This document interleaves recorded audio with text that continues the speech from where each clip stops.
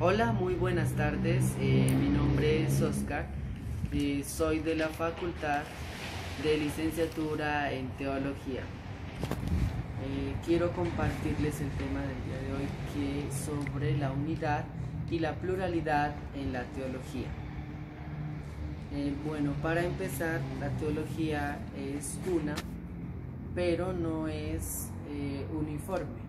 Existen muchos variados sistemas teológicos, que son los métodos y las tradiciones.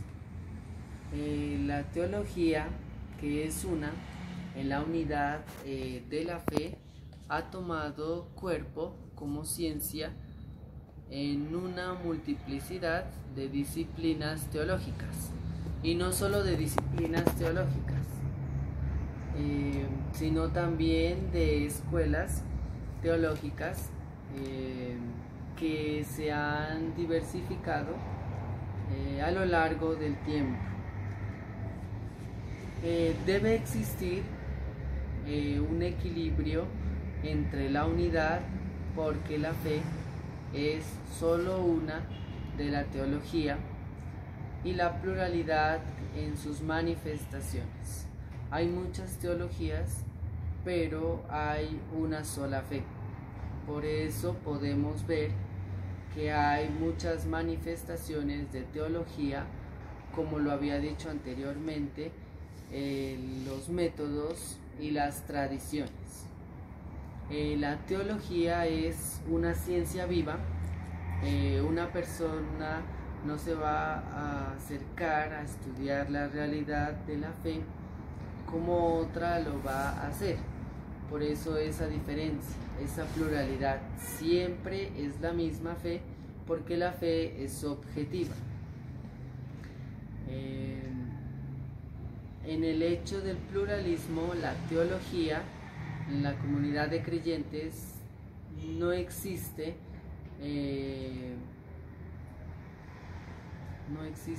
una sola forma de estudiar teología. Hay muchas formas de estudiar teología. La unidad no es un sinónimo de uniformidad, ¿no? La teología puede y debe ser una y plural al mismo tiempo. La teología, a lo largo de su historia, ha presentado abundantes manifestaciones de pluralismo, y ejemplo, son bien conocidas las diferencias entre el Oriente y el Occidente.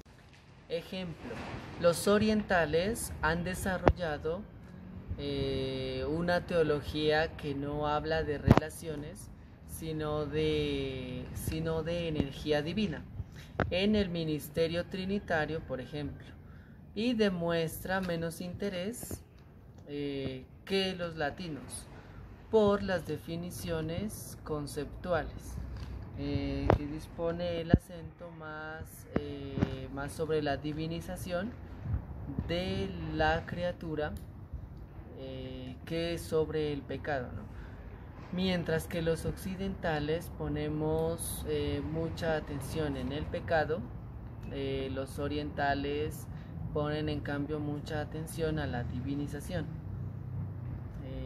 Por ejemplo, la teología oriental cristiana parece más sensible al misterio divino, y lo trascendental e intranscendente, inefable con respecto a los conceptos humanos. Por eso da más importancia a la negatividad y al silencio que la palabra.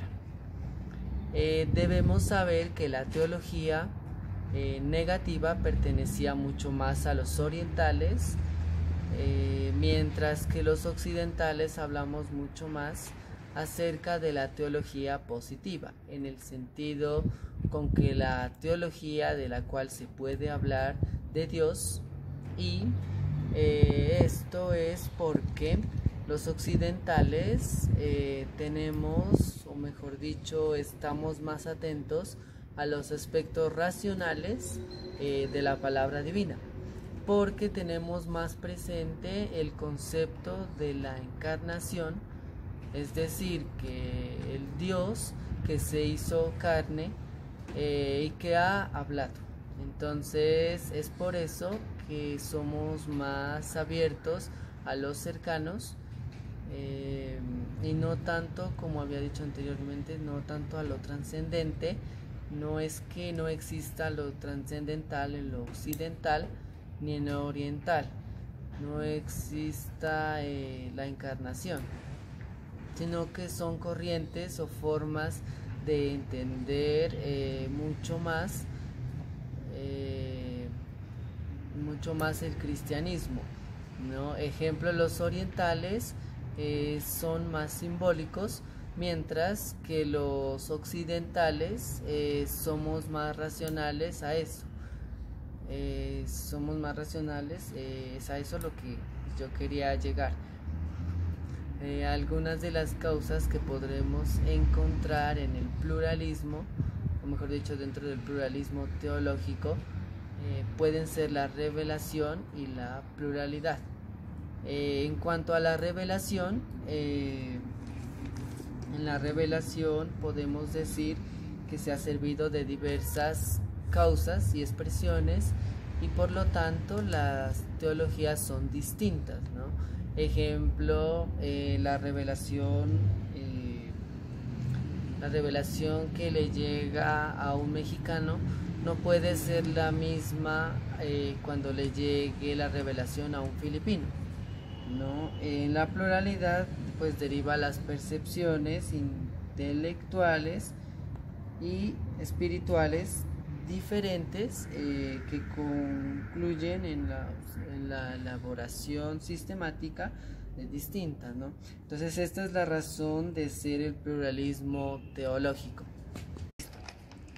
Dentro de ella, pues agregando el Concilio Vaticano II anima la pluralidad teológica, ¿no? La estimula porque la anima a plantar la semilla de la fe en el suelo de las costumbres y de las artes, ¿no?